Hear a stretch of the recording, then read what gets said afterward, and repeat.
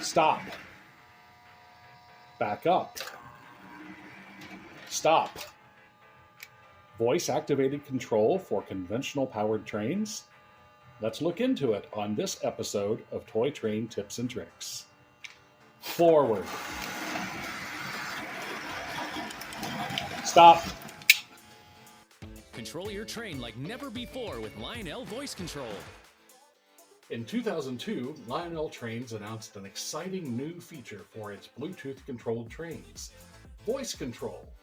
Using a smartphone and the Lionel Bluetooth app, these new trains can be commanded to stop, go, blow the whistle, and more, completely by voice command. Nothing like this has ever been tried before for three-rail trains. Or has it? While browsing through the local antique mall a few days ago, my wife and sister were looking for some depression glass. My son and I stumbled upon a booth full of, mostly junk, Lionel and Marx trains. As I rummaged through the common dirty cars with broken couplers, my son shouted, "Hey Dad, is this some sort of a heat gun or something?" No, in fact, I immediately recognized it as a mid-1950s era audio commander device from the Electro-Nuclear Corporation. Nothing screams early post-war like the words atomic or nuclear. The device was advertised as providing voice control for Marx, Lionel, and American Flyer trains. But before we study this device further, our story actually begins even earlier.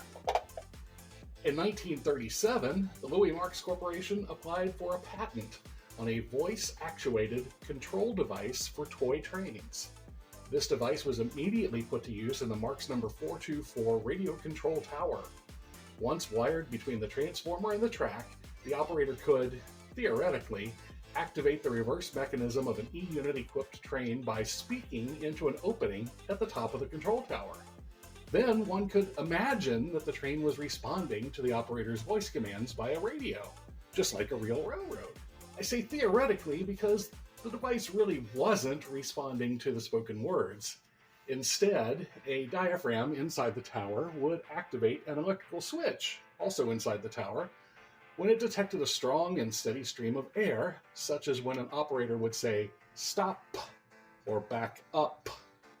The interruption of power would sequence the E-unit to the next position in the forward neutral reverse neutral sequence for 3-position reverse units, or the forward reverse position for 2-position units.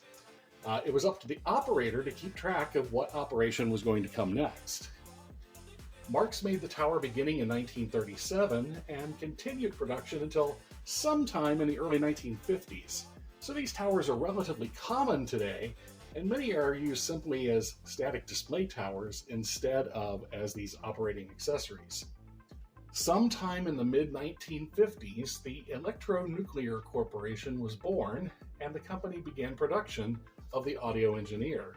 The accessory utilized the same actuating device as the Marx Tower, but this time the component was housed in this microphone-like structure and the base instead of in a control tower. Marketing emphasized voice control rather than radio control, saying, among other things, the device could create, quote, trains that think. There was clearly a relationship between Electro-Nuclear and Marx, from the use of Marx components to the cross-marketing of the device with Marx trains. Perhaps Electro-Nuclear was established as a subsidiary to Marx, or perhaps Marx outsourced production via a license agreement. In any case, I can find no reference to any other product made by the Electro-Nuclear company, and most collectors refer to these items as the Marx Audio Engineer. The date of production is also difficult to pin down. The device is featured in a 1956 Montgomery Ward catalog, but I was unable to locate it in any other years or in other catalogs such as Sears. The Audio Engineer is a bit more exciting to operate than the Marx Tower, thanks to the handheld microphone and the green and red indicator lights displaying the operating status of the accessory. There are some notable variations. Most of the devices come in gray, but I have seen photos of a few in a bluer color. Likewise, most came in a red, white, and blue cardboard box, but I have seen photos of some in a yellow box. Also, most audio engineers include a small circuit breaker, but some box examples are found without this component and with no mention of it in the instructions. So let's wire it up and bench test it. From your transformer, the common side goes to the outside rails just as normal, or to the common bus wire, just as you would normally wire it. Then a second common wire goes to, the U-post on the audio engineer. The U-post right here is common. Then the hot side from the transformer, it's an A. Okay, so the hot side of the transformer will come over here to the A post. If you are using a circuit breaker, put the circuit breaker between the transformer and this A post. And then the T post, T for track, runs from this post to your center rail. In normal operation, both the green and red indicator lights are lit. The green stays lit as long as there is power going to the base. The red light is lit when there is power going to the track. When power is interrupted from the track by pressing the button and speaking into the microphone or blowing a puff of air, the red light will go out and the power to the track will be interrupted. I don't know if you can see the dummy going out. Let me affect the lights here. And you can see. So to get the voice commands, it requires a little bit of practice with some special verbiage, such as forward, stop. Try that again, stop. There we go, we set blink there. Or back up, back up. So, not the way you would normally speak.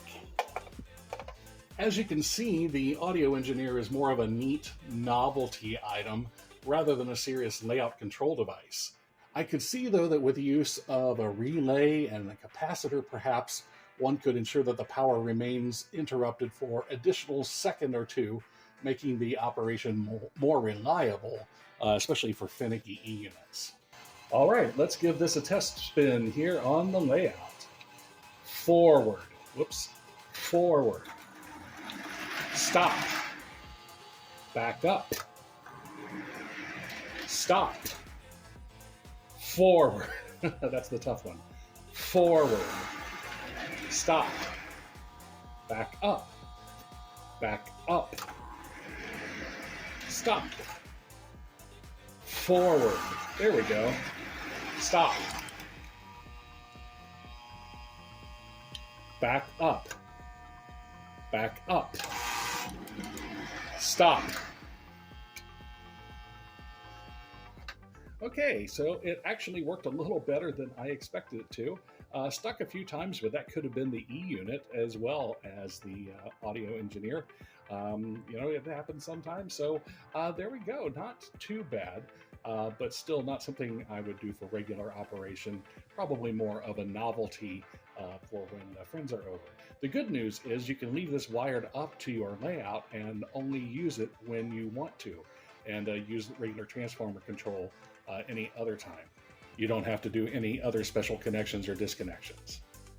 So there you have it, 2 low-budget methods of providing the illusion of voice control for your trains. The Marx number 424 Radio Control Voice Tower and the Audio Engineer by the Electro-Nuclear Corporation. I hope you enjoyed this episode as much as I enjoyed making it, and if so, don't forget to let the world and the YouTube algorithm know about it so that you won't miss another episode, and so that more of your friends will see videos like these in their feeds. Oh, and don't forget to check the description of this video to find handy links to the items that I've mentioned here. So, go talk to your trains and keep them running, and we'll catch you next time on Toy Train Tips and Tricks.